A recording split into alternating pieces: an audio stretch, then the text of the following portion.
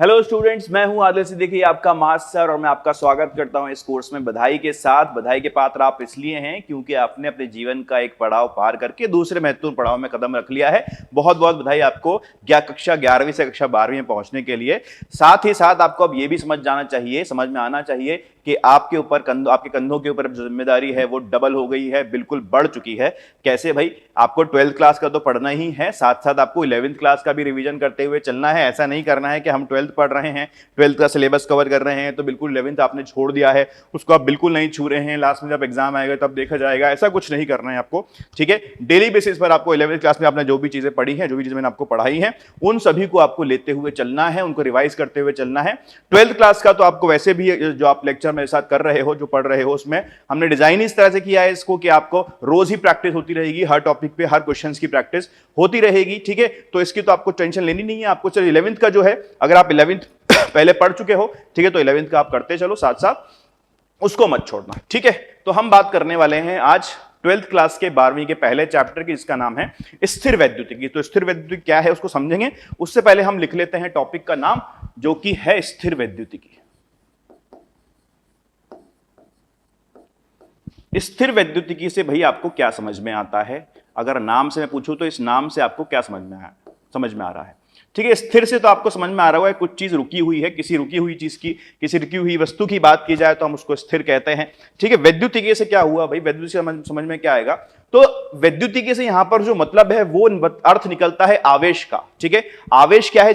English में अगर मैं इसका नाम देखूं तो इंग्लिश में नाम होता है इसका इलेक्ट्रोस्टैटिक्स। इस चैप्टर का नाम है इलेक्ट्रोस्टैटिक्स, ठीक है।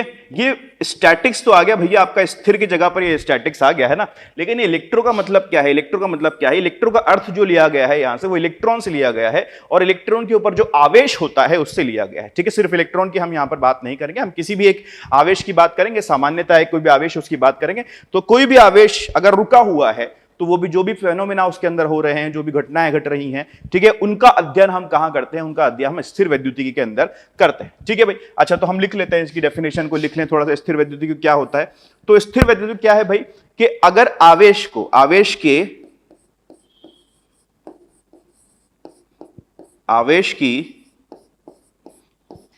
का स्थिर अवस्था में अध्ययन, बस इतना सा है।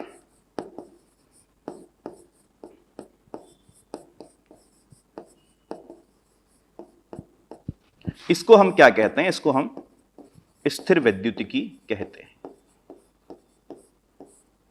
ठीक है। तो आपको समझ में आ जाएगा कि हम आवेश को जब पढ़ने वाले हैं तो उसको हम स्थिर अवस्था में जब पढ़ेंगे तो उसको हम स्थिर वैद्युतिकी के अंतर्गत पढ़ेंगे, ठीक है। अच्छा, ये बात समझ में आती है। मैंने एक शब्द यूज किया, एक शब्द इस्तेमाल किया मैंने यहां पर, आवेश। आवेश क्या है भाई? अगर आपको आवेश समझ में नहीं आएगा तो फिर आप कैसे पढ़ पाओगे, ठीक है। आपके लिए तो काला अक्षर भैंस बराबर हो जाएगा, ठीक है। तो आवेश समझते हैं, आवेश का मतलब क्या है। आवेश को समझने के लिए हम थोड़ा सा पीछे चलते हैं, आपको मैं 11th क्लास में लेके चलता हूं।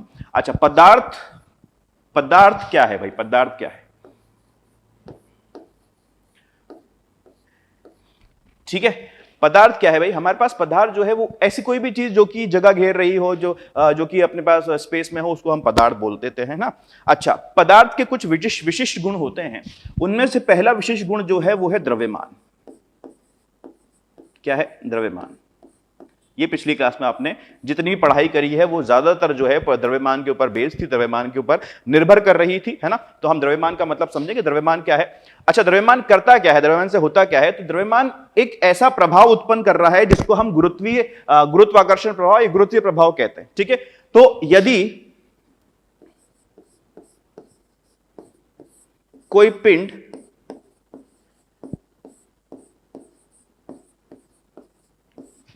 गुरुत्वीय प्रभाव उत्पन्न कर रहा हो,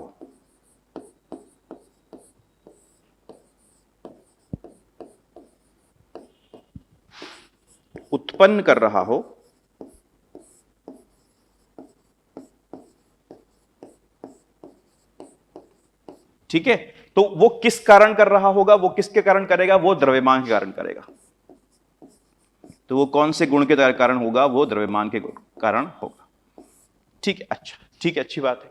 चलिए, अच्छा एक दूसरी भी इसकी प्रॉपर्टी होती है, दूसरा भी इसका गुण होता है, इसको हम कहते हैं आवेश। अब ये द्रव्यमान तो हमें समझ में आया कि गुरुत्वीय प्रभाव उत्पन्न कर रहा है, तो उसको हम कहते हैं क्या, उसको हम कहते हैं द्रव्यमान। ठीक है।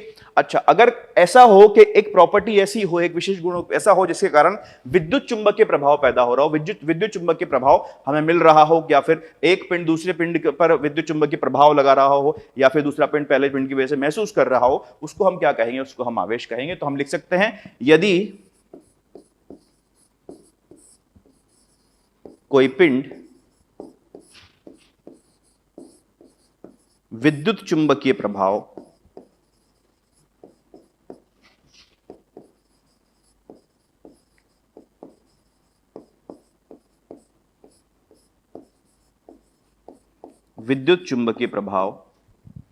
उत्पन्न कर रहा हो,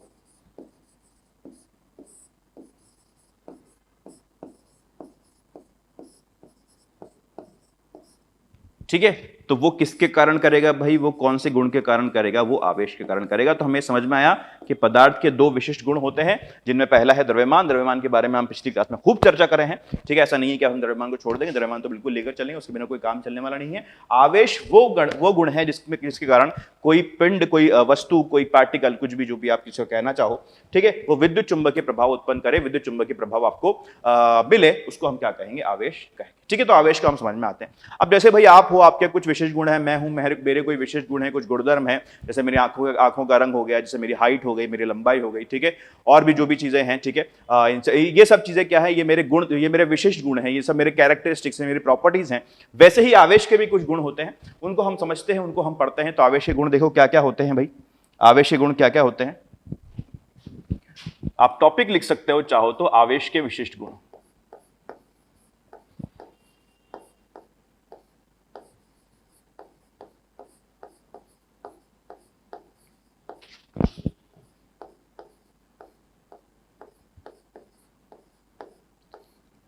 ठीक है, इसमें सबसे पहले हम समझते हैं कि आवेश का मात्रक क्या है। ठीक है, मात्रक क्या होता है, तो आवेश का मात्रक जो होता है वो होता है कूलम। पहला गुण अगर आप लिख सकते हो, वैसे गुण में नहीं इसको लेना चाहिए, लेकिन फिर भी गुण में ही हम इसको लिखवा देते हैं। आपको पता होनी चाहिए, बेसिक सी बात यह है कि आपको हर चीज पता होनी चाहिए। ठीक है, तो इसका जो आवेश का विशेष गुण पहला क्या है कि इसका मात्रक क्या होता है भाई, इसका मात्रक होता है कूलम। ठीक है, कूलम एक साइंटिस्ट हुए जिनके नाम पे हमने इसका मात्रक रखा। ठीक है, जिसको हम हिंदी में कुछ इस प्रकार से कूलम लिख सकते हैं। ठीक है, इसको हम किससे शो प्रदर्शित करते हैं, सी से हम इसको दिखाते हैं, सी से हम इसको शो करते हैं। ठीक है, अच्छा, और इसका एक और होता है मात्रक जिसको हम कहते हैं एम्पियर सेकंड। ये कहां से आया एम्पियर सेकंड, इसको हम बाद में समझेंगे, लेकिन फिलहाल के लिए आप बस इतना याद रखें कि इसका एम्पियर सेकंड भी एक मात्रक होता है। ठीक है, अच्छा, इसकी विमाओं की अगर बात करें तो इसकी विमाएं क्या होंगी,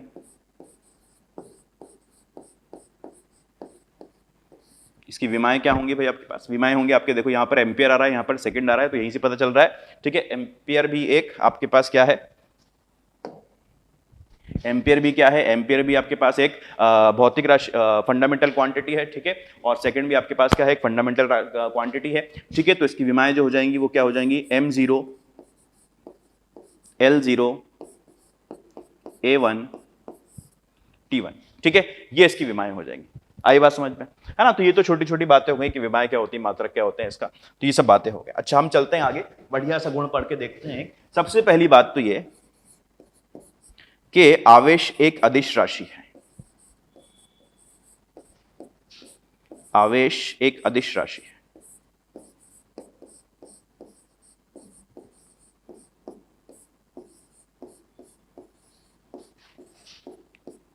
आवेश एक अदिश राशि है। ठीक है, इसका मतलब क्या हुआ, इस चीज का मतलब क्या हुआ, हम आगे ले लेते हैं, नए पेज पे काम करते हैं बढ़िया से। पहला हमने क्या देखा, हमने देखा कि यहां पर आवेश एक अदिश राशि है। आवेश एक अदिश राशि है।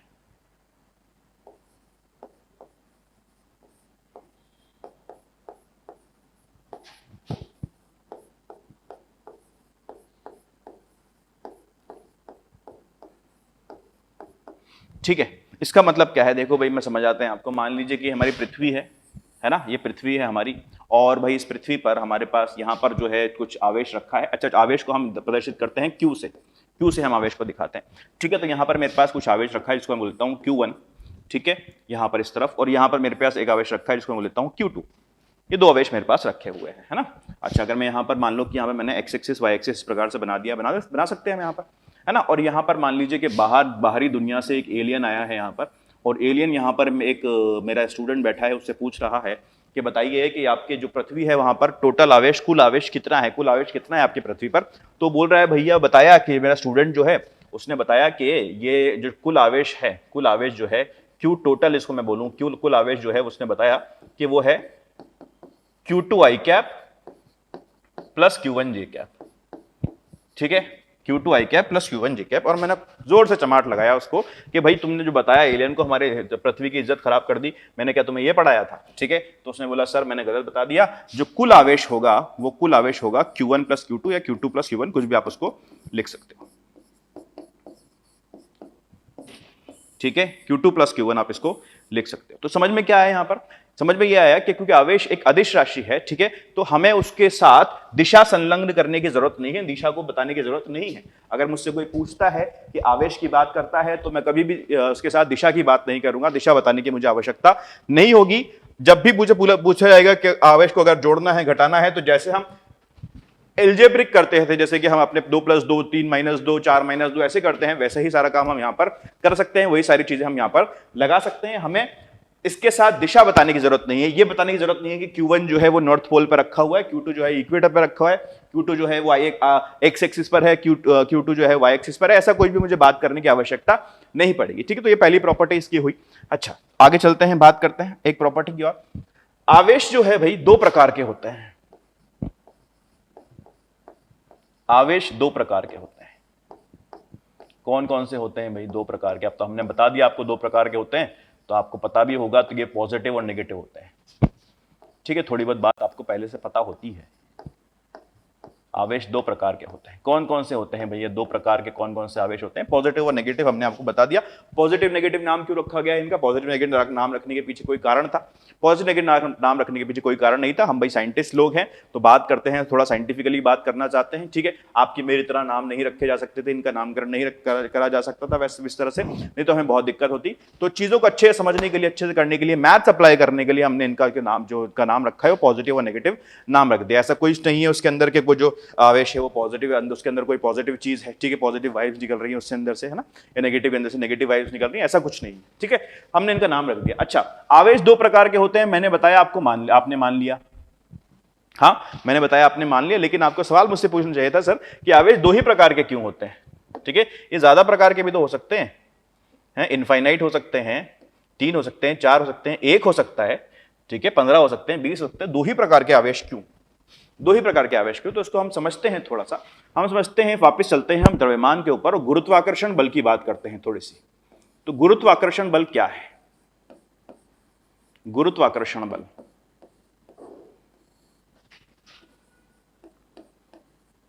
बहुत मोटा हो गया है।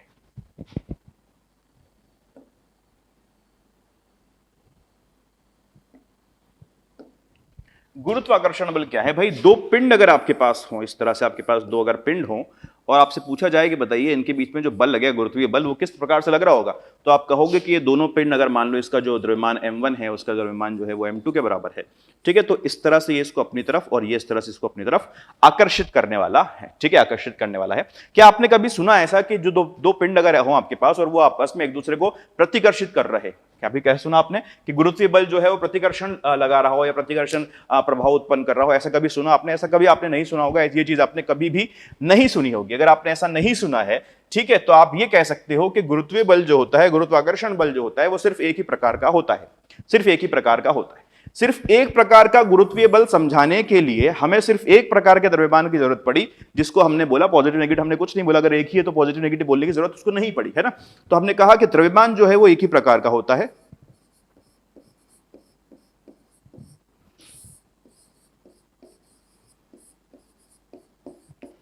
द्रव्यमान एक ही प्रकार का होता है।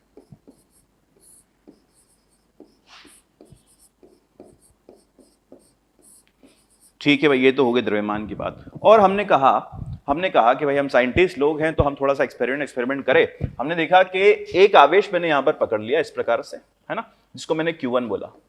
अब इसके पास में एक दूसरा आवेश लेकर आया जिसको मैंने Q2 बोला, ठीक है। जब मैं इसको इसके पास लेकर आया तो ये Q1 Q2 जो है ये आपस में आकर्षित करने लगे। चलो भाई अच्छी बात है, अभी तक तो हमारा कोई टेंशन नहीं है क्योंकि उसके अंदर भी आकर्षण लग रहा था, तो हमें कोई परेशानी नहीं है, हमें तो ठीक है, हमें समझ में आ गया कि एक प्रकार का आवेश है, ठीक है, हमने ऐसा मान लिया। फिर थोड़े दिन बाद मुझे एक आवेश और पड़ा मिला कहीं पर और मैं उसको उठाकर लाया। मैंने देखा कि जब मैं इसको इसके पास लेकर आ रहा हूँ Q1 के पास, अभी तो ये Q1 ही है, ठीक है, और ये Q3 आवेश में लेकर आया तो देखा भाई कि ये इसको प्रतिकर्षित कर रहा है, मतलब आपस में एक दूसरे को ये प्रतिकर्षण बल लगा रहे हैं, ठीक है। तो भाई ये तो गड़बड़ बात हो गई, कहे समझे हम इसको। तो हमने कहा कि भाई इसमें दो तरह का बल लग रहा है, बल दो ही तरह का हो सकता है, या तो खींच सकते हो या धक्का दे सकते हो, पुश हो सकता है या पुल हो सकता है। तो इसमें दोनों तरह का बल इसके अंदर लग रहा है, ठीक है। और यहां पर सिर्फ एक ही बल लग रहा था, तो यहां पर जब एक ही बल लग रहा था तो आपने एक ही तरह के द्रव्यमान से इसको समझा दिया। और यहां पर जब दो तरह के बल लग रहे हैं तो इनको समझाने के लिए आपने कहा कि जो आवेश होते हैं वो दो प्रकार के होते हैं। आई बात समझ में? इसलिए हमारे पास आवेश जो होते हैं वो क्या होते हैं? दो प्रकार के होते हैं,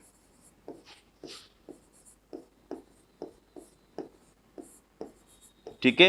क्या क्या नाम दिया हमने उनको? हमने नाम दिया उनको पॉजिटिव और नेगेटिव, ये हमने उनका नामकरण कर दिया, ठीक है। धनात्मक और ऋणात्मक लिख लो यहां पर, धनात्मक आवेश और ऋणात्मक आवेश,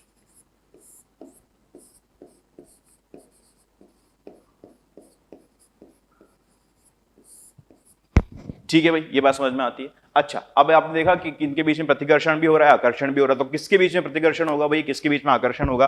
तो ये बात हमें कई सारे एक्सपेरिमेंट करने के बाद समझ में आई कि अगर समान आवेश हैं, समान प्रवृत्ति के आवेश हैं,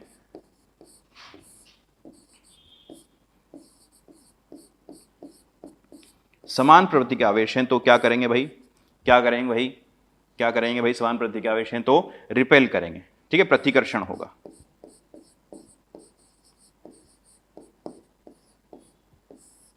और असमान प्रवृत्ति के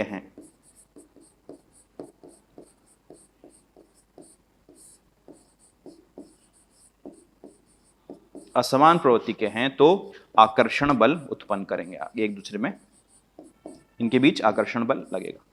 जैसे कि थोड़ा सा इसको हम जगह बनानी पड़ेगी हमें,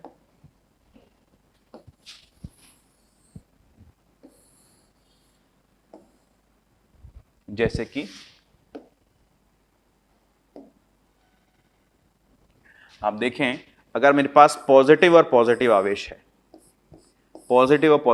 है, तो ये एक दूसरे को प्रतिकर्षित करेंगे, ठीक है। नेगेटिव और नेगेटिव आवेश हैं तो भी एक दूसरे को प्रतिकर्षित करेंगे। पॉजिटिव और नेगेटिव आवेश हैं तो एक दूसरे को आकर्षित करेंगे, ठीक है।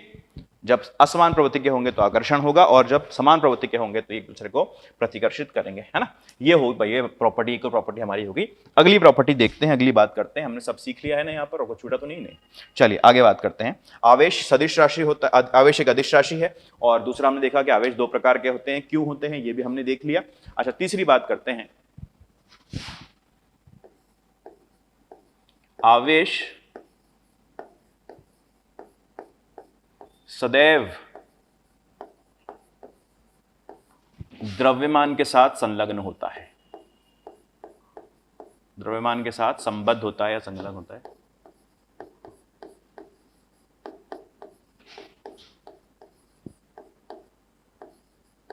इसका क्या मतलब होगा? मैं आपको तीन सिनेरियो देता हूं, आपको तीन सिनेरियो हम बना के देखते हैं और समझते हैं इसका मतलब क्या है। कि मान लीजिए मेरे पास एक तरह से ये मैंने गोले बनाए हैं, कुछ नहीं है, ठीक है, गोले गोले में बना रहा हूं यहाँ पर, है ना, ये गोले गोले में बना दिए यहाँ पे। अच्छा, मैंने आपको बोला कि ये जो गोला है इसका द्रव्यमान है 1 kg, ठीक है, 1 किलो का द्रव्यमान है, और इस पे आवेश नहीं है, इसका आवेश जो है वो 0 कूलम है, ठीक है, 0 कूलम है इसका आवेश। दूसरी बात मैंने आपको करी कि ये जो मेरे पास गोला है इसका जो द्रव्यमान है वो है 0 kg, ठीक है, और इसके ऊपर जो आवेश है वो है 1 कूलम का, है ना। और तीसरी बात मैंने आपके पास करी कि ये जो गोला है इसका जो द्रव्यमान है वो है 1 kg, और इस पर आवेश जो है वो भी है 1 कूलम का, ठीक है। ये बात हमने आपको बताई। आपसे पूछा गया कि बताइए इन तीनों में से कौन सी परिस्थिति जो है वो पॉसिबल है, ऐसा हो सकता है, और कौन सी पॉसिबल नहीं है। तो आप क्या करोगे, कैसे बताओगे? तो आप कहोगे क्योंकि यहां पर द्रव्यमान है ये पॉसिबल है, क्योंकि यहां पर द्रव्यमान है ये पॉसिबल है, और क्योंकि जहां पर द्रव्यमान नहीं है तो ये पॉसिबल नहीं, ठीक ठीक है। तो आवेश जब भी आएगा, जहां पर भी जिस भी पिंड के ऊपर आवेश है, ठीक है, वो आवेश अगर है तो हमें सीधे सीधे ये समझ में आ जाना चाहिए कि वहां पर द्रव्यमान होगा ही होगा। बिना द्रव्यमान के आवेश नहीं हो सकता। हालांकि ऐसा हो सकता है कि आवेश के बिना द्रव्यमान हो, हम तो पढ़ते हुए आए हैं ना, हम अभी तक हमने बात करी है, वहां पर द्रव्यमान था, आवेश नहीं था। लेकिन अब अगर आपके साथ ऐसा हो रहा है तो आपको ये चीज समझ में आनी चाहिए कि द्रव्यमान, जहां पर भी आपके पास आवेश है वहां पर द्रव्यमान नहीं होगा, और जहां पर द्रव्यमान नहीं है वहां पर आवेश नहीं हो सकता। ठीक है, मतलब आवेश का मतलब, ऐसा क्यों हो रहा है? क्योंकि आवेश जो उत्पन्न होता है वो होता है इलेक्ट्रॉनों की ट्रांसफर की वजह से। इलेक्ट्रॉन बढ़ते हैं, घटते हैं, इलेक्ट्रॉन के पास खुद का द्रव्यमान होता है, तो उनका द्रव्यमान जो होता है, जब वो एक जगह है दूसरी जगह पर जाएंगे, द्रव्यमान अपना साथ लेके जाएंगे, छोड़ के थोड़ी चले जाएंगे। ठीक है, अगर वो अपना द्रव्यमान साथ में लेकर जा रहे हैं, ठीक है, तो वो द्रव्यमान साथ में लेकर जा रहे हैं, तो अपने वो जो पिंड है उसके द्रव्यमान के अंदर बदलाव भी करेंगे, या तो कम कर देंगे या बढ़ा देंगे। तो हमें ये चीज समझ में आनी चाहिए कि जहां पर भी आवेश है वहां पर द्रव्यमान होगा ही होगा। तो एक छोटी सी बात थी, छोटी सी प्रॉपर्टी हमने आपको एग्जांपल से समझा दी। ठीक है, अच्छा आगे चलते हैं भाई, आगे चलते हैं। आवेश हमेशा संरक्षित रहता है। आवेश संरक्षण देख लेते हैं। आवेश संरक्षित है।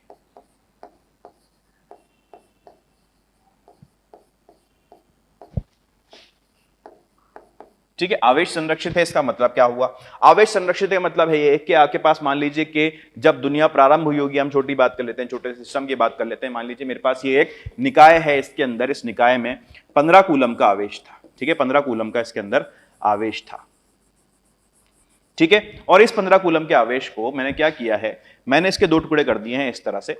ठीक है, और ये 2 टुकड़ों के अंदर बंट गया है। पहला टुकड़ा है आपके पास इतना, और दूसरा टुकड़ा है आपके पास ये छोटा टुकड़ा, मान लो, है ना। 2 टुकड़े मैंने इसके किए हैं। पहला टुकड़ा जो है उसके ऊपर जो है आवेश आ जाता है वो है 10 कूलम का, और दूसरा टुकड़ा जो है इसके ऊपर आवेश कितना होगा आपसे पूछा कर जाए तो आप बोलोगे पहले 15 कूलम था, अभी 10 कूलम इसमें आया है, तो बचा हुआ कितना होगा भाई? प्लस 5 कूलम इसके अंदर आया होगा। प्लस 5 कूलम इसके अंदर आया होगा। कैसे बता पाया आपने? क्यों बोला इस चीज को? आपने क्यों कहा? आपने इसलिए कहा क्योंकि आप कहीं ना कहीं अपने मस्तिष्क में जानते हो कि आवेश जो है वो अपने आप से कहीं से आ नहीं सकता, कहीं जा नहीं सकता। ठीक है, जितना शुरू में था, जितना प्रारंभिक स्थिति में था, उतना ही आवेश रहेगा बाद में भी। आवेश बदल अपने आप से खुद को जनरेट नहीं कर सकता। जैसे द्रव्यमान है, द्रव्यमान भी संरक्षित है, वो अपने आप को खुद से जनरेट नहीं कर सकता। ठीक है, वो हम रिलेटिविटी की बात नहीं कर रहा हूं मैं इसके अंदर। ठीक है, तो आप देखोगे 15 कूलम का आवेश जो है यहां पर 2 भाग में बटा। पहला अगर 10 कूलम मैंने आपको बता दिया तो आप बता पाएंगे, दूसरा जो होगा वो प्लस 5 कूलम का ही होगा। ऐसा नहीं होगा कि प्लस 5 कूलम का आवेश था, आपने अपनी मर्जी से यहां पर 1 कूलम का आवेश और डाल दिया। ठीक है, 10 कूलम ये था और 6 कूलम ये होगा, या फिर आपने इसमें से 1 कूलम का आवेश जो है आपने बोला कि ये तो जो है वो आसमान में चला गया, यहाँ पे 4 कूलम का आवेश ही बचा। ऐसे नहीं करते है ना, ऐसा नहीं होगा। आवेश संरक्षित रहेगा, मतलब 15 कूलम का आवेश यहाँ पर था, दो भाग में बटा है, 10 कूलम और 5 कूलम के भाग में बटा। एक बात हमें याद रखनी है यहाँ पर कि जो हम बात कर रहे हैं, ये हम इस निकाय के लिए बात कर रहे हैं, ये हम निकाय की चर्चा कर रहे हैं। ठीक है, तो ये निकाय जो है ये पूरे, ऐसा नहीं है कि आपको इसको किसी सिस्टम में किसी दूसरे सिस्टम से आपने इसको जोड़ लिया, फिर देखा दूसरे सिस्टम से चार्ज आ रहा है, वो सब चीज़ हमें नहीं करनी। हमें मानना है कि ये जो निकाय है ये सबसे अलग है, आइसोलेटेड है। ठीक है, आइसोलेटेड निकाय की हम बात करेंगे, और जब भी हमें बात करनी होगी हम उसी निकाय के अंदर देखेंगे कि आवेश जो है वो हमेशा संरक्षित रहेगा। ठीक है, चलिए आगे बात करते हैं। ये हुई छोटी सी प्रॉपर्टी। अच्छा, आगे बात करते हैं। आवेश संरक्षित भी हो गया अपना। अच्छा, आगे आगे देखो।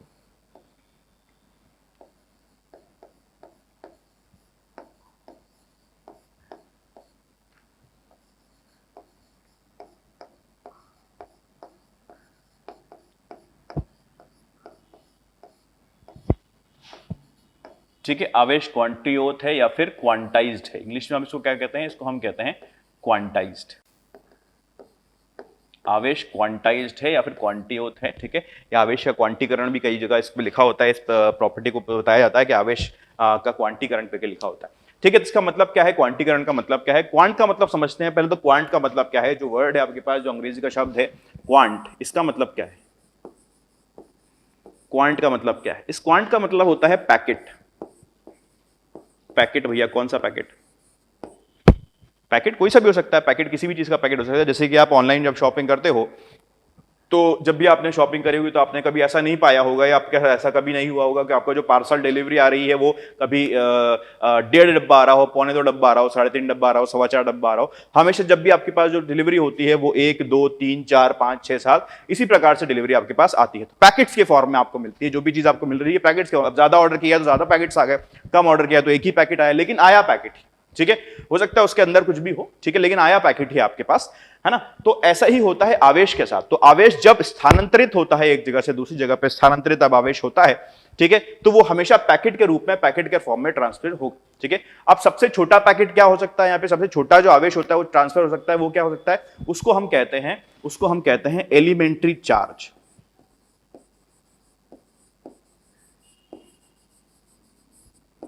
एलिमेंट्री चार्ज जो कि क्या होता है, सबसे छोटा पैकेट।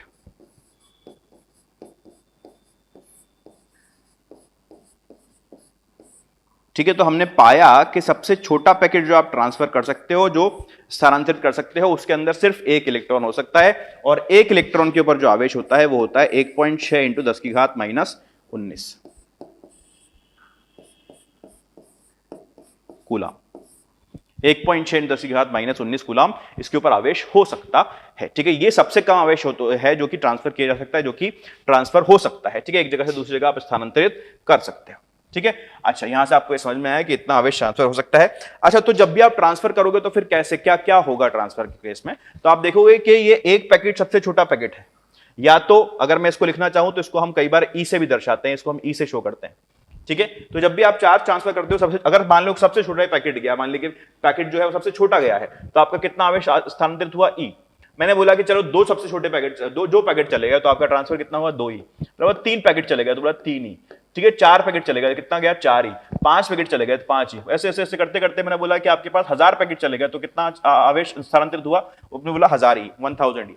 ठीक है, आपने बोला कि ऐसे करते करते करते करते 2020 ट्रांसफर हो गया तो कितना हो गया, 2020 ई। ठीक है, ऐसे करते करते करते करते करते आपके पास आ गया 2025 ई। कितना ट्रांसफर हुआ, 2025 पैकेट हुए तो 2025 ई आपके पास ट्रांसफर आ गया, है ना।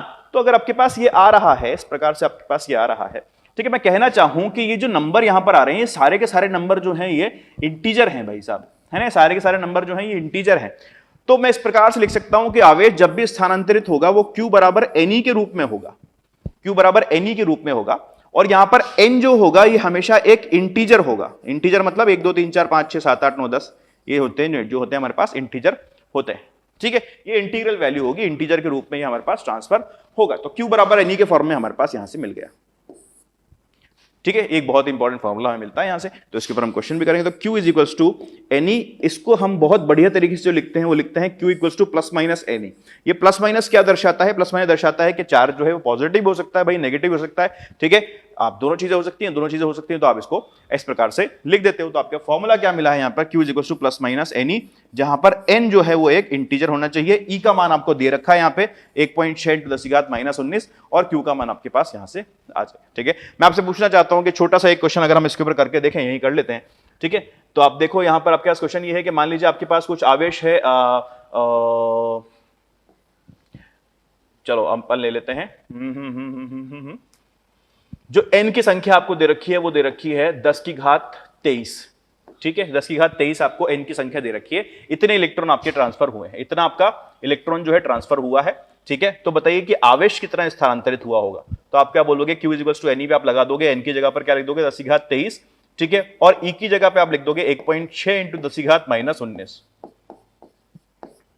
ठीक है, तो Q का जो मान होगा वो कितना आ जाएगा, Q का मान आ जाएगा आपके पास 1.6 इंटू 10 की घात 4, ये आपके पास Q का मान आ जाएगा।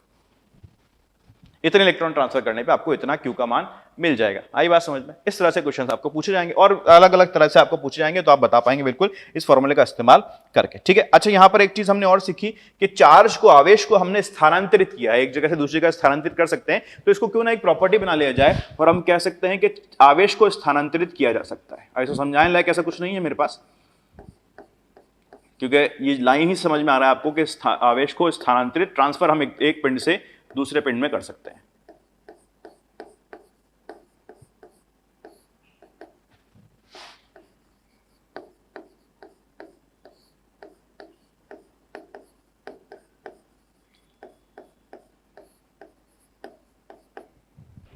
ठीक है, आवेश को स्थानांतरित किया जा सकता है, जैसे कि मान लेते हैं, चलो कर ही लें, आपको बता देते हैं हम कि मान लीजिए आपके पास ये एक पिंड है, इसके पास बहुत सारे इलेक्ट्रॉन हैं, चाहता है कि इलेक्ट्रॉन दे दे अपना। इसने बोला कि मैं अपने इलेक्ट्रॉन आपको देता हूं साहब। ठीक है, कैसे दे रहा है, क्यों दे रहा है, उसके ऊपर चर्चा नहीं करेंगे हम। ठीक है, इसने अपने इलेक्ट्रॉन दे दिए इसको, तो इलेक्ट्रॉन क्या है भाई, इलेक्ट्रॉन आवेश ही तो है, ये स्थानांतरित हो गए, एक बॉडी से दूसरी बॉडी में चले गए, तो आवेश को स्थानांतरित किया जा सकता है। ठीक है, तो ये बातें भाई हमने की हैं अभी तक। एक प्रॉपर्टी और इसको अपन देख लेते हैं, आवेश अपरिवर्तनीय राशि है। आवेश क्या हुआ,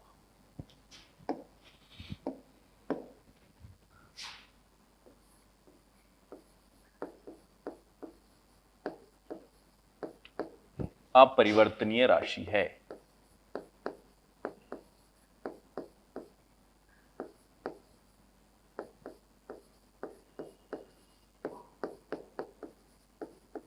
ठीक है, इस चीज का क्या मतलब है भाई, इस चीज का मतलब यह है कि अगर आवेश में वेग है, मतलब आवेश अगर किसी वेग से चल रहा है, किसी वेग से आगे बढ़ रहा है, ठीक है, तो आवेश का जो मान है वो नहीं बदलेगा, वो ना घटेगा ना बढ़ेगा, उसमें कोई परिवर्तन नहीं आएगा। तो आवेश जो है वो निर्देश तंत्र पे कभी निर्भर नहीं करता है, किस निर्देश तंत्र से आप देख रहे हो। ऑब्वियस सी बात है कि जिस निर्देश तंत्र से आप देखोगे, हो सकता है कुछ चीज चल रही हो, कुछ चीज रुकी हुई हो, ठीक है, तो आवेश जो है वो निर्देश तंत्र पर निर्भर नहीं करेगा और वेग के साथ इसका जो मान है वो नहीं बदलेगा।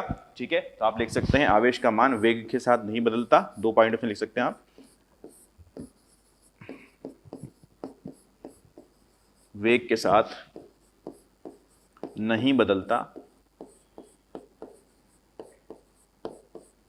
ठीक है, और दूसरी बात, निर्देश तंत्र पर निर्भर नहीं करता है आवेश।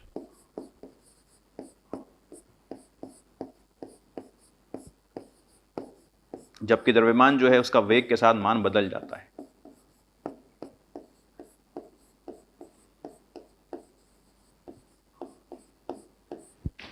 ठीक है, तो ये 2 चीजें हमारे पास आती हैं। कुछ प्रॉपर्टीज हमने देखी हैं, कुछ प्रॉपर्टीज पे हमने चर्चा करी है आज। इसमें आवेश की कुछ गुण धर्म की हमने बात करी है। अच्छा, अब कुछ हम आगे और चीजें देखते हैं जिसको हम कहते हैं आवेशन की विधियां। आवेशन क्या होता है भाई, जब एक बॉडी से दूसरी बॉडी में, एक बॉडी से दूसरी बॉडी में आवेश स्थानांतरित हो जाए, या कह सकते हैं कि किसी भी कारण से कोई पिंड आवेशित हो जाए, ठीक है, तो उसको हम आवेशन कहेंगे। और इसकी कुछ विधियां होती हैं, हमें आवेशन करना होगा तो हम किस विधि से करेंगे, किस प्रकार से करेंगे, उसको हम देखते हैं। तो आवेशन की विधियां हम देखते हैं। सबसे पहली जो विधि है वो है घर्षण।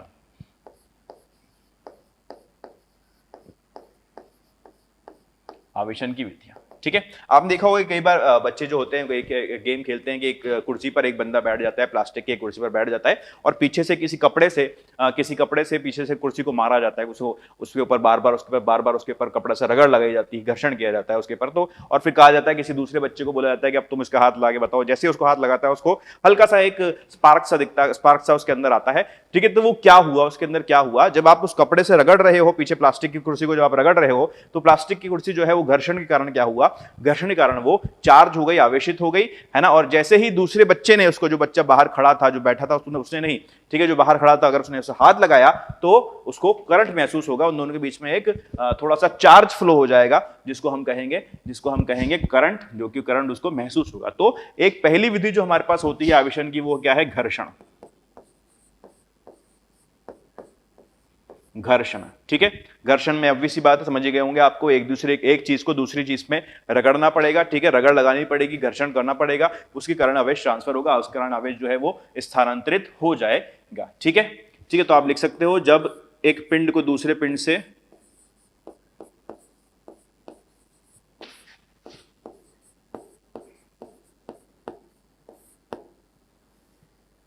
जब 2 पिंडों को लिख लो,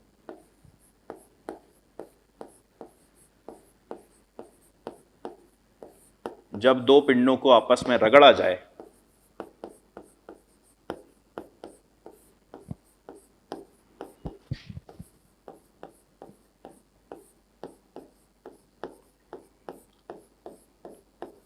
ठीक है, तो इलेक्ट्रॉन स्थानांतरित हो जाते हैं।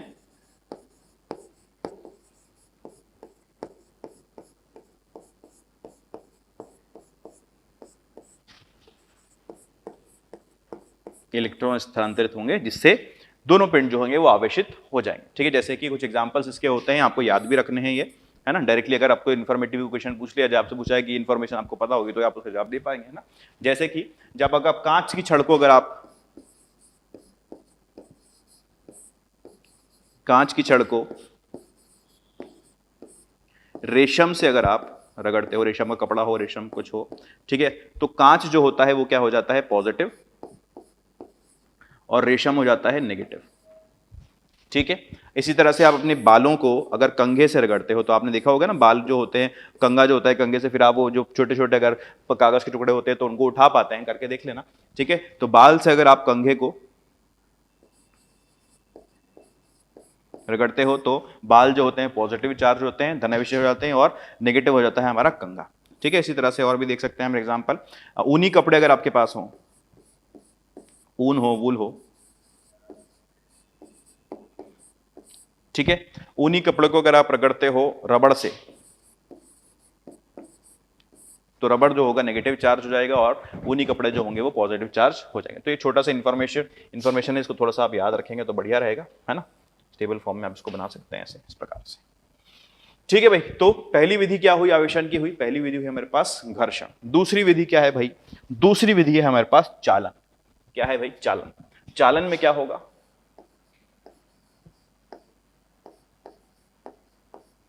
चालन में क्या होगा, चालन में आपके पास मान लीजिए दो चालक है हमारे पास, दो तरह के बेसिकली पदार्थ होते हैं, चालक होते हैं, कुचालक होते हैं। चालक वो होते हैं जिनके अंदर इलेक्ट्रॉनों की संख्या बहुत ज्यादा, इलेक्ट्रॉनों की संख्या नहीं, जो फ्री इलेक्ट्रॉन होते हैं उनकी संख्या बहुत ज्यादा होती है। जो इलेक्ट्रॉन मुक्त इलेक्ट्रॉन होते हैं, जो इधर से उधर जा सकते हैं, घूम सकते हैं, फ्रीली घूम सकते हैं, ठीक है, उनकी संख्या चालकों में ज्यादा होती है। कुचालक वो होते हैं जिनके अंदर जो फ्री इलेक्ट्रॉन है, जो मुक्त इलेक्ट्रॉन है, उनकी संख्या कम होती है, काफी कम होती है, वो उतनी आसानी से नहीं जा सकते, तो नहीं घूम सकते। ठीक है, इसको हम बोलते हैं कुचालक। तो चालकों में अगर हम बात करते हैं तो चालकों में क्या होता है, मान लीजिए मेरे पास ये दो चालक हैं इस प्रकार से,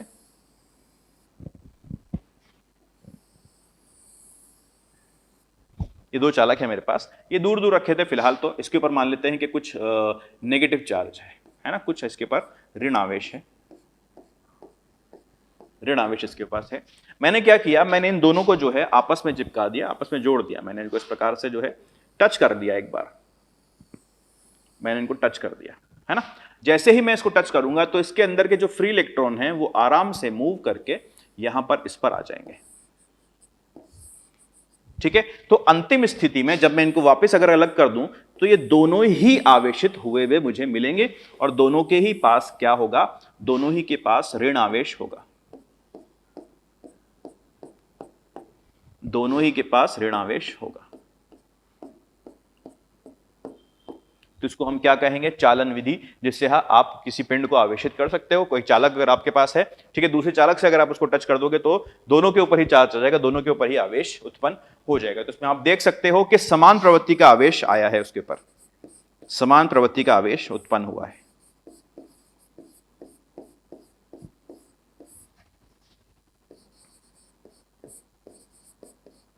समान प्रवृत्ति का आवेश उत्पन्न हुआ है।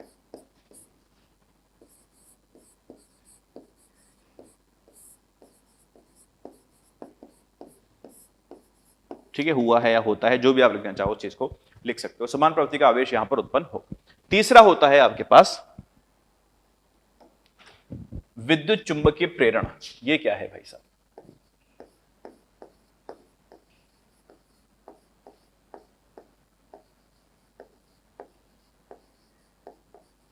विद्युत चुंबकीय प्रेरण। इसमें क्या होगा, ये कैसे काम करेगा भाई, इसके अंदर क्या होगा, तो इसके अंदर क्या है कि मान लीजिए आपके पास इस तरह से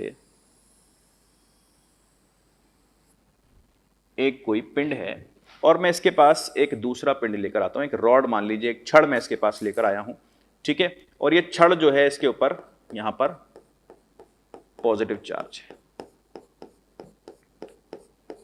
ठीक है, और ये गोला जो है ये कुचालक है, ठीक है, इसके अंदर इलेक्ट्रॉन नहीं जा सकते, इलेक्ट्रॉन नहीं ले सकता, ये दे सकता है ना, कुचालक गोला हमारे पास है। ठीक है, अच्छा अब इसके अंदर क्या होगा, देखो क्योंकि यहां पर पॉजिटिव चार्ज है, ये पॉजिटिव चार्ज है इसके अंदर, तो इस कुचालक पर यहां पर जो है नेगेटिव कुछ चार्ज इकट्ठा हो जाएगा। ठीक है, ये पॉजिटिव चार्ज जो होगा, मान लेता हूं कैसे अंदर फ्री इलेक्ट्रॉन, कुछ थोड़े बहुत फ्री इलेक्ट्रॉन्स हैं, तो ये पॉजिटिव चार्ज होगा और फ्री इलेक्ट्रॉन्स को धक्का देगा, अट्रैक्ट करेगा, आकर्षित करेगा अपनी तरफ, तो इधर जो होगा वो नेगेटिव चार्ज हो जाएगा। ठीक है, और यहां पर इलेक्ट्रॉन की कमी की वजह से, इस तरफ इलेक्ट्रॉन की कमी की वजह से यहां पर पॉजिटिव चार्ज हो जाएगा, इस तरफ पॉजिटिव चार्ज इकट्ठा हो जाएगा। ठीक है, जैसे ही मैं इसको पास लाया तो इलेक्ट्रॉन को आकर्षित किया इसने, इलेक्ट्रॉन इधर इकट्ठे हो गए, उधर जो जगह बची, यहां पर वैकेंसी जो बन गई, यहां पर पॉजिटिव चार्ज इकट्ठा हो गया। ठीक है भाई। अच्छा, जैसे ही आपने अब इसको क्या किया, आपने क्या किया, आपके पास ये गोला मिल गया है, इसको आपने इस तरह से कर दिया है ना। और मैंने यहां पर इस गोले को, अभी मैंने रॉड रखी है यहां पर, रॉड फिर से दिखा दो एक बार थोड़ी देर के लिए, क्योंकि रॉड हटाते ही वो निरावेशन हो जाएगा। ठीक है, ये पॉजिटिव पॉजिटिव चार्ज की रॉड यहां पर रखी है, ये नेगेटिव चार्ज है।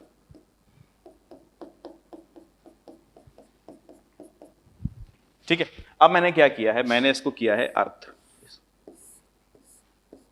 अर्थिंग आप पढ़ोगे। ठीक है, अभी फिलहाल आपको ये समझना है कि जैसे आप अर्थिंग करोगे तो पूरा का पूरा चार्ज जो है वो अर्थ के अंदर चला जाएगा, है ना। ये पॉजिटिव चार्ज, इस वाले पार्ट को अर्थ किया है तो इसका पूरा पार्ट जो है पॉजिटिव चार्ज जो है वो अर्थ के अंदर चला जाएगा।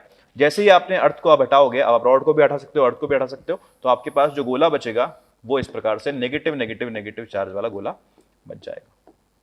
ठीक है, ऋण आवेशित गोला आपके पास एक बच जाएगा। तो आपको ये चीज समझ में आनी चाहिए यहां से कि जब आप विद्युत चुम्बकीय प्रेरण से आवेशन कर रहे हो तो जो आपके पास आवेश मिल रहा है वो असमान प्रवृत्ति का मिल रहा है। ठीक है, अगर यहां पर नेगेटिव होता तो वहां पॉजिटिव मिलता, यहां पर पॉजिटिव है तो वहां पर नेगेटिव मिला है।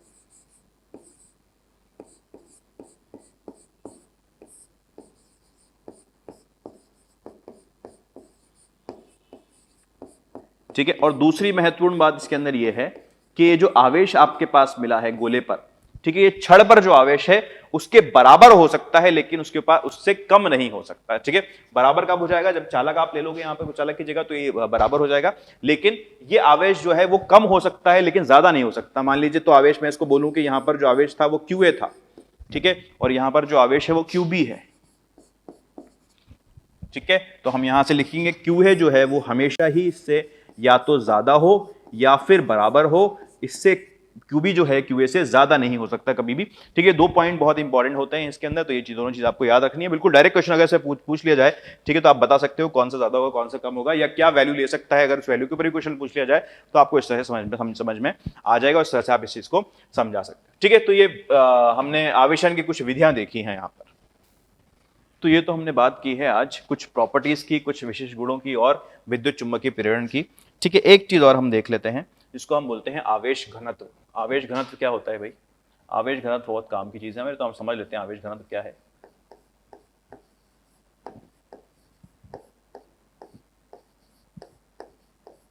आवेश घनत्व जो है वो 3 प्रकार का हो सकता है। वैसे तो आवेश आवेश हमें पास 2 प्रकार के देखे जा सकते हैं। ठीक है, आपको विविक्त आवेश मिल सकते हैं और सतत आवेश मिल सकते हैं। विविक्त आवेश में तो कोई आवेश वितरण की जरूरत नहीं है, आवेश वितरण की कोई बात नहीं करेंगे। आवेश घनत्व की बात तब होगी जब आवेश वितरण जो हो वो सतत हो। ठीक है, कंटिन्यूअस फॉर्म में जो चार्ज रखा हो, जैसे कि मान लीजिए एक छड़ के ऊपर, एक बहुत पतली छड़ के ऊपर, एक छड़ अगर मान लूं, इस बहुत पतली छड़ के ऊपर कोई आवेश रखा हुआ है। ठीक है, पॉजिटिव आवेश, पूरी छड़ पॉजिटिव आवेश है, ये पूरी जो छड़ है वो पॉजिटिवली धन आवेशित की जा चुकी है। ठीक है, अब इसको हम विविक्त रूप में नहीं देख सकते, तो हमने इसको समझने के लिए, इन चीजों को पढ़ने के लिए आवेश घनत्व की एक बात कही है। इसको हम समझते हैं। आवेश घनत्व का मतलब क्या होता है कि आवेश अगर फैला हुआ है तो वो कितनी लंबाई में, कितने क्षेत्रफल में और कितने घनत्व में, कितने आयतन में फैला हुआ है, उसको हम आवेश घनत्व कहते हैं। इसको हम बेसिकली 3 प्रकार से समझ पाते हैं। पहला है आपका रेखीय आवेश घनत्व,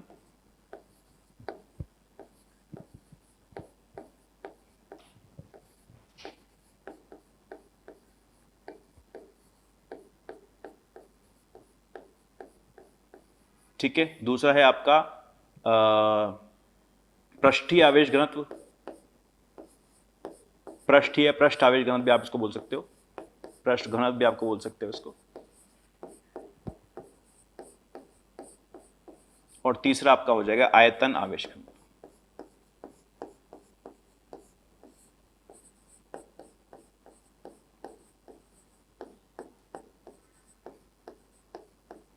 ठीक है, जब रेखीय रूप में आपके पास आवेश वितरण हो तो उसको हम क्या बोलेंगे? मान लीजिए इसके ऊपर जो आवेश है वो Q है और इसकी लंबाई जो है वो L के बराबर है, तो मैं लैम्डा से दिखाऊंगा, इसको मैं लैम्डा से दिखाऊंगा, इसको मैं सिग्मा से दिखाऊंगा और इसको मैं रो से दिखाऊंगा।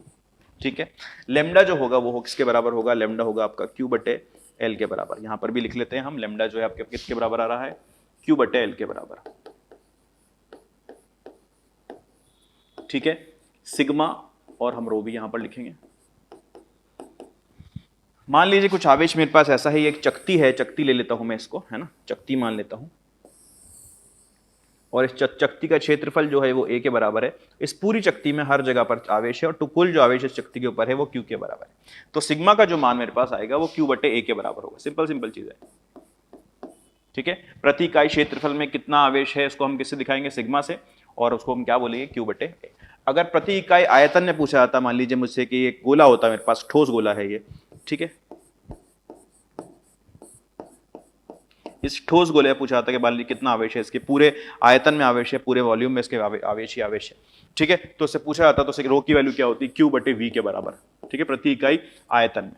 जब आवेश आयतन में फैला हो तो हम क्या यूज करेंगे, रो। जब आवेश जो है क्षेत्रफल में फैला हो तो हम क्या यूज करेंगे, सिग्मा। और जब आवेश हमारे पास लाइन पर हो या फिर रेखीय हो तो हम क्या यूज करेंगे, लैम्डा, ठीक है। ये तीन चीजें हमें यूज करनी पड़ेंगी।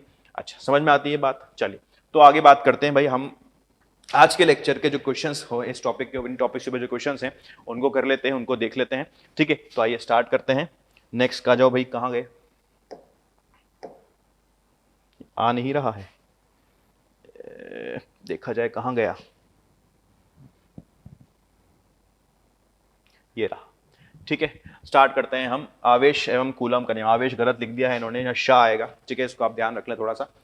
तो आप देखें क्या है, पहला क्वेश्चन कह रहा है कि अन्य चालकों की अनुपस्थिति में एक चालक का आवेश पृष्ठ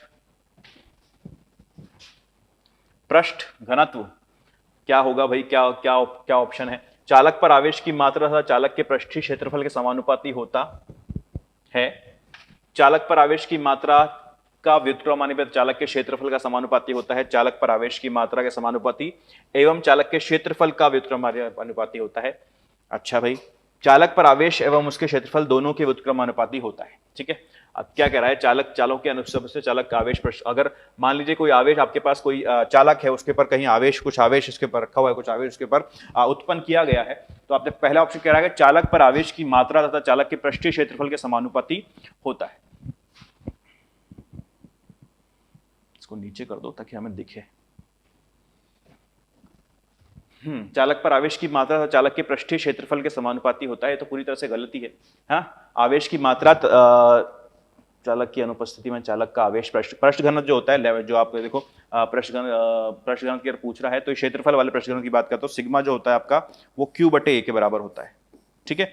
ये फॉर्मूला है, बस आपको लगाना है। तो चालक की मात्रा आवेश की मात्रा के तो क्या हो गया,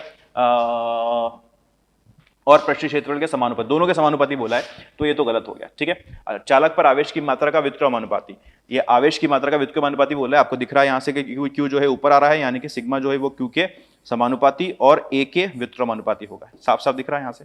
तो बी ऑप्शन जो है वो भी गलत हो जाएगा। सी ऑप्शन कह रहे हैं हमसे चालक पर आवेश की मात्रा के समानुपाती एवं चालक के क्षेत्रफल का व्युत्क्रमानुपाती, तो ये सी ऑप्शन जो है हमारे पास सही हो जाएगा, ठीक है। चालक पर आवेश एवं उसके क्षेत्रफल दोनों के व्युत्क्रमानुपाती, तो डी तो वैसे भी गलत है ही है, सी हमारा सही हो चुका है। अगला क्वेश्चन देखते हैं। किसी पिंड को ऋण आवेशित किया जा सकता है, बिल्कुल ऋण आवेशित किया जा सकता है। कैसे ऋण आवेशित करोगे भाई किसी पिंड को, आप बोलोगे उसको कि अधिक इलेक्ट्रॉन देने से, कुछ इलेक्ट्रॉन हटाने से, कुछ प्रोटॉन देने से, कुछ न्यूट्रॉन उससे हटाने से, ठीक है। देखो न्यूट्रॉन व्यूट्रॉन तो प्रोटॉन तो हम दे नहीं सकते, हटा नहीं सकते, इलेक्ट्रॉन सिर्फ ट्रांसफर कर सकते हैं।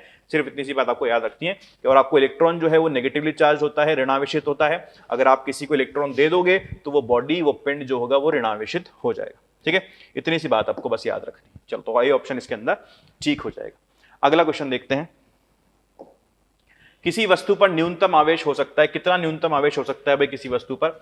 अब किसी वस्तु पर न्यूनतम आवेश हो सकता है वो 1.6 हो सकता है। इसको आप करेक्ट कर लें, है ना, शायद लिखने के अंदर, टाइपिंग के अंदर जो है ये 1.5 का 1.5 हो गया, ठीक है। सी ऑप्शन 1.6 कर लें और वो सही होगा जवाब, ठीक है। हमने पढ़ा था अभी, जो एलिमेंट्री चार्ज होता है, किसी एक इलेक्ट्रॉन को ट्रांसफर करने पे जो चार्ज जा सकता है, स्थानांतरित हो सकता है, वही जो है वो सबसे कम, सबसे छोटा चार्ज हो सकता है, जो कि 1.6 के बराबर, 1.6 × 10⁻19 के बराबर होता है, ठीक है। इसको हम न्यूनतम आवेश कहते हैं। अगला क्वेश्चन देखते हैं भाई। एक उदासीन धात्विक गोले से जब 10⁻14 इलेक्ट्रॉन हटाए जाते हैं तो गोले पर आवेश हो जाता है। गोले पर कितना आवेश हो जाएगा। देखो, सबसे पहली बात तो आपने उदासीन धात्विक गोले से 10⁻14 इलेक्ट्रॉन हटाए हैं। किसी पिंड से, किसी बॉडी से आप 10⁻14 इलेक्ट्रॉन, कोई भी इलेक्ट्रॉन अगर हटा रहे हो तो पिंड पर क्या होगा, पिंड पर क्या असर पड़ेगा, उसको देखते हैं हम। तो मान लीजिए आपके जैसे पिंड है, यहां से कुछ इलेक्ट्रॉन्स गए, बाहर निकल गए, कुछ इलेक्ट्रॉन बाहर निकल गए, तो पिंड क्या होगा भाई, पिंड के ऊपर पॉजिटिव चार्ज होगा। तो हमें एक चीज तो पता चल गया कि हमारा आंसर जो है वो पॉजिटिव आने वाला है ना। अब कितना आने वाला है उसको हम देखते हैं। कितना आने वाला देखें, 10 की 14 इलेक्ट्रॉन। हमारे पास एक फॉर्मूला है Q बराबर Na, ठीक है। तो Q का मान निकालना है, हमारे पास 10 की 14 इलेक्ट्रॉन दे रखी, 10 की घात 14 दे रखा है हमें, इंटू ई से को मल्टीप्लाई कर दो। ई का मान क्या है, 1.6 इंटू 10 की घात माइनस 19, ठीक है। तो Q का मान कितना हो जाएगा, देखो 1.6 इंटू 10 की घात माइनस 5, ठीक है। इसको मैं कैसे लिख सकता हूं, 16 इंटू 10 की घात माइनस 6 कूलम। और इसको एक तरह से और लिखा जाता है 16 माइक्रो कूलम, ठीक है। 10 की घात 6 को मैंने क्या लिख दिया, माइक्रो के रूप में लिख दिया, तो माइक्रो कूलम में उसको लिख सकता हूं। हम कई बार माइक्रो, मिली और ये पिको कूलम के बारे में, पिको कूलम में बात करें, ज्यादातर माइक्रो कूलम में बात करेंगे, तो आपको माइक्रो से बिल्कुल एकदम पारंगत हो जाना पड़ेगा, है ना, ठीक है। 16 माइक्रो फेरेड इसका, माइक्रो फेरेड क्या गड़बड़ करते हैं, माइक्रो कूलम आएगा इसमें ना, सब जगह कूलम कर लो, ठीक है। माइक्रो कूलम आएगा सब जगह। फेरेड धारिता का यूनिट होता है फेरेड। एक चालक पर 14.4 × 10 माइनस 19 कूलम का धनावेश है। चालक पर दिया गया इलेक्ट्रॉन का आवेश इतना कूलम क्या होगा, क्या पूछ रहा है, कितने इलेक्ट्रॉन अधिक होंगे। एक चालक पर 14.4 × 10 माइनस 19 कूलम का धन आवेश है, पॉजिटिव आवेश है भाई इसके ऊपर, एक चालक है आपके पास, ये पॉजिटिव आवेश है। अगर पॉजिटिव आवेश है तो भैया इसके पास इलेक्ट्रॉनों की कमी होगी, इलेक्ट्रॉन कम होंगे इसके पास। तो अधिक वाले जो आपके पास ऑप्शन है ए और सी, ये तो वैसे ही गलत हो जाएंगे, है ना। इलेक्ट्रॉन कम है तो इलेक्ट्रॉन जो ए और सी तो वैसे गलत हो गए। तो कितने इलेक्ट्रॉन कम है वो अब देखते हैं, 27 या 9, दो ऑप्शन हमारे पास है, इसको कैलकुलेट कर लेते हैं। हमारे पास है Q is to Ne, Q का मान कितना दे रखा है, 14.4 इंटू 10 की घात माइनस 19, ठीक है। और E का मान कितना, E का मान आपके पास 1.6 इंटू 10 की घात माइनस 19 है ही,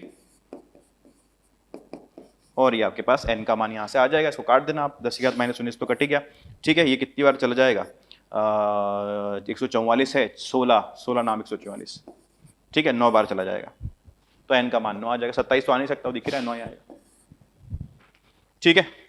चलिए अगला क्वेश्चन देखें। अगला क्वेश्चन कह रहा है हमसे, एक कूलम आवेश में इलेक्ट्रॉनों की संख्या का मान क्या होगा। एक कूलम में इलेक्ट्रॉनों की संख्या का मान क्या होगा। अब ये थोड़ी सी वैल्यू है जो इन्फॉर्मेटिव है, इसको आप याद भी रख लेना, ठीक है। तो कई बार पूछ लिया जाता है, जल्दी से आप आंसर दे सकते हो। कैलकुलेशन क्योंकि इसकी थोड़ी सी ज्यादा है, तो कैलकुलेशन से बचने के लिए अपन क्या करेंगे, याद कर लेंगे इसको, वैसा भी निकाल लेते हैं।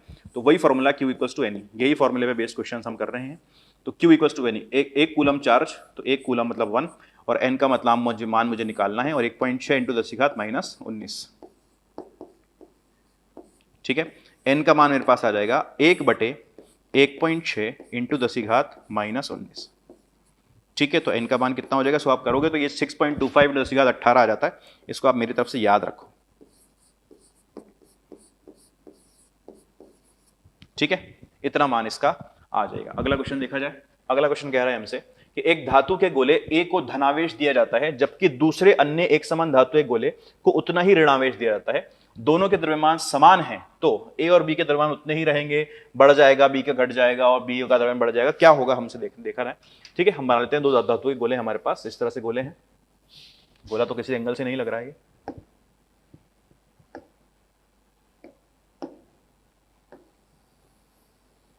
ठीक है, ये गोले हैं हमारे पास। चलिए ये A है और ये B है, ठीक है। A को धनावेश दिया जाता है, मतलब इसमें से इलेक्ट्रॉन निकले होंगे, इसमें से इलेक्ट्रॉन गए होंगे। धनावेश देने का मतलब होता है कि इलेक्ट्रॉन बाहर गए, ठीक है। और B को अन्य एक समान धातु को उतना ही ऋणावेश दिया जाता है, उसको उतना ही ऋणावेश दिया, मतलब इसके अंदर हमने इलेक्ट्रॉन अंदर भेजे हैं, ठीक है, उतने ही इलेक्ट्रॉन अंदर भेजे हैं, इतने इसमें से निकले हैं। तो दोनों के द्रव्यमान समान है, शुरू में दोनों के द्रव्यमान समान है, तो A और B के दोनों के द्रव्यमान उतने ही रहेंगे। नहीं भैया, इलेक्ट्रॉन जो है, इलेक्ट्रॉन खुद के पास उनका द्रव्यमान होता है, तो इलेक्ट्रॉन जाएंगे द्रव्यमान लेके जाएंगे, आएंगे द्रव्यमान लेकर आएंगे, ठीक है। A का द्रव्यमान बढ़ जाएगा, A का घट रहा है, इलेक्ट्रॉन जा रहे हैं, तो A का तो घटेगा। B का घट जाएगा, B के पास तो इलेक्ट्रॉन आ रहे हैं, ठीक है, द्रव्यमान बढ़ेगा, तो ये D ऑप्शन जो है ये सही हो जाएगा, ठीक है। चलिए अगला क्वेश्चन देखा जाए। अगला क्वेश्चन कह रहा है हमसे कि जब किसी उदासीन धातु प्लेट को 10 की घात 19 इलेक्ट्रॉन निकाल लिए जाते हैं, तो भाई क्या करना है, तो इस पर विद्युत आवेश क्या होगा। 10 की घात 19 इलेक्ट्रॉन निकाल लिए गए, ठीक है, ये धातु है आपके पास, उदासीन धातु थी, इसके अंदर से 10 की घात 19 इलेक्ट्रॉन बाहर निकाल लिए गए हैं, ठीक है। तो आप देखोगे इलेक्ट्रॉन जब निकाल लिए जाएंगे तो ये पॉजिटिव चार्ज तो होगा, ये तो हमें पता चल गया, हमारा आंसर जो है पॉजिटिव आने वाला है। नेगेटिव वाला आंसर तो आप हटाइए दो, वैसे भी ये नहीं हो सकता, और कोई नेगेटिव आंसर है और कोई नेगेटिव आंसर नहीं, ठीक है, ये तो नहीं हो सकता, ये हमें पता चल गया। अच्छा, 10 की घात 19 इलेक्ट्रॉन निकाल लिए जाते हैं, इस पर विद्युत आवेश होगा, तो हमारे पास फॉर्मूला क्या है भाई साहब, Q इक्वल्स टू Ne, एक ही फॉर्मूला हमारे पास अभी फिलहाल है। तो N का मान हमें दे रखा है 10 की घात 19, और E का मान जो है वो 1.6 इंटू 10 की घात माइनस 19 होता है, ठीक है, तो आंसर कितना आ गया भाई 1.6, तो कट जाएंगे दोनों। आंसर कितना आ गया 1.6, तो प्लस 1.6 कूलम में हमारे पास आंसर आ गया। ठीक है, आसान है ना, बहुत आसान आसान क्वेश्चन इसके ऊपर भी बनते हैं। अल्फा कण पर आवेश कितना होगा? अल्फा कण जो होता है उसको आप लिखते हो 2He4, ठीक है, या फिर He+2, He+2, He+2 का मतलब क्या है? इसके पास 2 इलेक्ट्रॉनों की कमी है। अगर 2 इलेक्ट्रॉनों की कमी है इसके पास, ठीक है, तो उस पर आवेश जो होगा वो 2 × 1.6 × 10⁻19 यानी कि 3.2 × 10⁻19 कूलम होगा। ठीक है, 3.2 × 10⁻19 कूलम होगा। ये गलत दिखा यहाँ पे, ठीक है, सी सही होगा। 10th क्वेश्चन देखो, जब कांच की छड़ को सिल्क से रगड़ा जाता है तो क्या होगा? अभी मैंने आपको बताया था, बिल्कुल इंफॉर्मेटिव सवाल है। ये ऐसी चीज है अगर आपको याद है तो आप जवाब दे पाओगे, नहीं याद है तो आपके पास छोड़ने के अलावा कोई ऑप्शन नहीं होगा। तुक्का लगाने से कोई सेंस नहीं बनता क्योंकि गलत होने के चांसेस इसमें ज्यादा है। चलिए, सिल्क का इलेक्ट्रॉन क्या है? सही ऑप्शन मैंने पढ़ लिया, सिल्क से इलेक्ट्रॉन प्राप्त करेगी। जब कांच की छड़ को सिल्क से रगड़ा जाता है तो हमने क्या पढ़ा था? धन आवेश कौन सा होता था आपका? चलो भाई,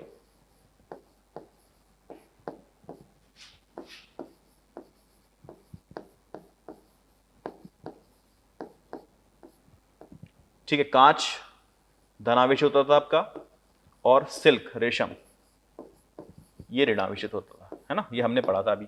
अच्छा, तो क्या है? कांच की छड़ को सिल्क से रगड़ा जाता है तो सिल्क से इलेक्ट्रॉन प्राप्त करेगी।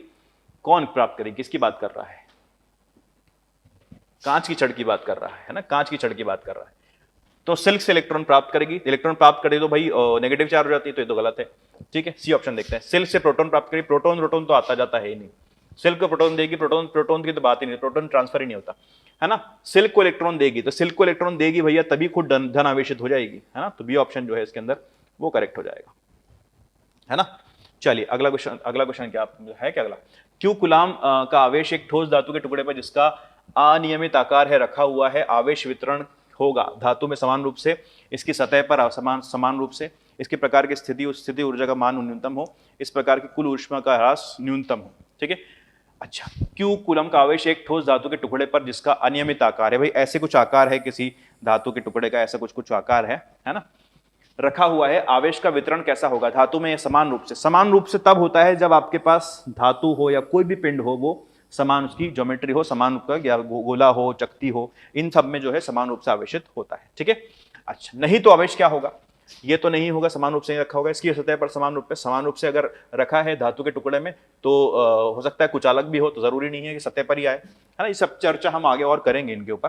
इस प्रकार से स्थितिज ऊर्जा का मान न्यूनतम हो, तो ऐसे रखा होता है आवेश की जो स्थितिज ऊर्जा हो इसकी आवेश की वो न्यूनतम। ठीक है, कुल ऊष्मा का ह्रास न्यूनतम हो, ये तो गलत है ऑप्शन, है। अच्छा, तो मान लीजिए पॉजिटिव चार्ज है, तो आप देखोगे कि ये जो नुकीले यहां पर जो पॉइंट्स बन रहे हैं वहां पर आवेश ज्यादा होगा, जहां पर स्पेस थोड़ी बड़ी है वहां पर आवेश खुला होगा। ठीक है, मान लीजिए यहां पर और बना लेते थोड़ा सा, ऐसे एक ये बना होता तो यहां पर आवेश ज्यादा होता। ये क्यों है? ये इसलिए है ताकि इसका जो पोटेंशियल है, ये जो स्थितिज ऊर्जा है वो हमेशा मिनिमम न्यूनतम रहे। ठीक है, दुनिया की हर चीज जो है वो न्यूनतम पोटेंशियल एनर्जी, न्यूनतम ऊर्जा में रहना चाहती है, तो यहाँ पर भी ऐसा ही हो रहा है, और न्यूनतम ऊर्जा में रहने के कारण ये इस प्रकार से हो जाएगा, है ना। इस तरह से इसका डिस्ट्रीब्यूशन, इसका वितरण हो जाएगा। अगले देखो, 1.6 कूलम आवेश में इलेक्ट्रॉनों की संख्या क्या होगी? इसमें से इलेक्ट्रॉनों की संख्या हम पता कर लेते हैं। क्यू हमें दे रखा है 1.6, एन का मान क्या होगा? एन का मान हो जाएगा आपके पास Q/E, है ना। यही फॉर्मूला होता है Q = N, वहां से हमने ये निकाल लिया। अच्छा, 1.6 × 10⁻19। देखो कितना आसान सा कैलकुलेशन देते हैं ना, क्वेश्चन में अगर आता भी है तो क्वेश्चन में बहुत आसान सा कैलकुलेशन दिया जाता है आपको, ताकि आपको दिक्कत ना हो। ठीक है, बहुत टाइम वेस्ट आपका कैलकुलेशन में ना हो, क्योंकि आपका नॉलेज चेक करना चाहते हैं ना, कैलकुलेशन नहीं चेक करना चाहते हैं। तो आपके पास जो ऑप्शन आया 10⁻19 यानी कि ए ऑप्शन जो है आपका ठीक हो गया। ये हमारा हुआ भाई लेक्चर 1 का डिस्कशन। DPP 1 हमने इसके अंदर आज डिस्कस किया है, और इसमें जितना भी हमने आज पढ़ा है उसके ऊपर बेस्ड क्वेश्चंस हमने देखे हैं। तो इसी तरह से जितने भी लेक्चर में हम जो भी चीज पढ़ने वाले हैं उसी लेक्चर के अंदर ये सारे क्वेश्चंस हम कर लेंगे, उससे बेस्ड बहुत अच्छे अच्छे क्वेश्चन हम करके देख लेंगे। अभी तो शुरुआत है, अब हमारे पास इतने फॉर्मूले ही नहीं है, इतना न्यूमेरिकल बेस्ड क्वेश्चन बन ही नहीं पाएंगे इसके पाए हैं इसके इस पहले लेक्चर में। अगले लेक्चर से आप देखोगे जब कूलाम का नियम हम स्टार्ट करेंगे, बाकी विद्युत क्षेत्र के जो बारे में जो हम बात करेंगे, तो बहुत बढ़िया बढ़िया न्यूमेरिकल्स, बहुत बढ़िया बढ़िया क्वेश्चंस लेक्चर के अंदर आना स्टार्ट होंगे। ठीक है, तो ये तो सिर्फ ट्रेलर था, अभी पूरी पिक्चर बहुत लंबी बाकी है, तो आप मेरे साथ बने रहिएगा। ठीक है, आज की क्लास यहीं खत्म करते हैं, आज के लिए इतना ही। Thank you.